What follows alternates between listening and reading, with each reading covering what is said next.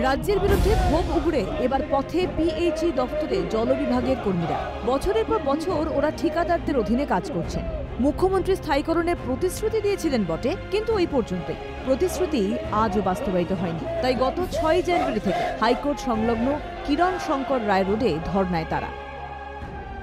তাদের সরাসরি সরকারি পদে নিয়োগ করা হোক, সেই দাবিতেই কিন্তু তারা আপাতত অনির্দিষ্টকালের জন্য এই অবস্থান আন্দোলন চালিয়ে যাচ্ছেন। রাজ্যের বিরুদ্ধে স্থায়ীকরণের দাবিতে সোচ্চার রাজ্যে প্রায় ১২,০০০ ঠিকাকর্মী। ইতিমধ্যে প্রতিটি জেলার ডিএমকে ডেপুটেশন দিয়েছেন তারা। এবার মুখ্যমন্ত্রীর দ্বারস্থ আন্দোলনকারীরা।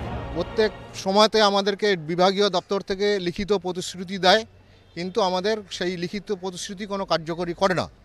সেই হিসাবে আমাদের এই আন্দোলন অন্যান্য দপ্তরগুলোকে যেভাবে দেখছি, আমাদের এটা তো জরুরি পরিষেবা, এটা তো আমাদেরকে অগ্রাধিকার আগেই দেওয়া উচিত ছিল। আমাদের বারবার লিখিত প্রতিশ্রুতি দিচ্ছে, আমরা প্রয়োজনে আমরা জেলার যত সমস্ত প্রত্যেক পশ্চিমবঙ্গের সমস্ত কর্মচারীকে এই মঞ্চে তুলে আনবো। কাজ করছি, সরকার আমাদের টাকা দেবে, কিন্তু কার সাথে?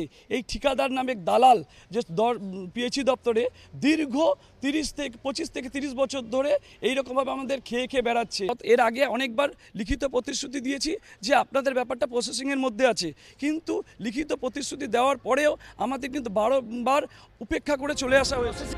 ভোট এলেই কল্পতরু হন রাজ্যের মুখ্যমন্ত্রী। এবারও তার ব্যতিক্রম হয়নি। এবার দুয়ারে সরকার, স্বাস্থ্যসাথী থেকে যুবক যুবতীদের পাশে দিদি প্রকল্পের চমক নিয়ে হাজির রাজ্যের শাসক দল। কিন্তু ভোট গেলে যে নিজের প্রতিশ্রুতি মুখ্যমন্ত্রী নিজেই রাখেন না, তা আরও একবার পথে নেমে বুঝিয়ে দিলেন পিএইচই দপ্তরের জল বিভাগের ঠিকাকর্মীরা।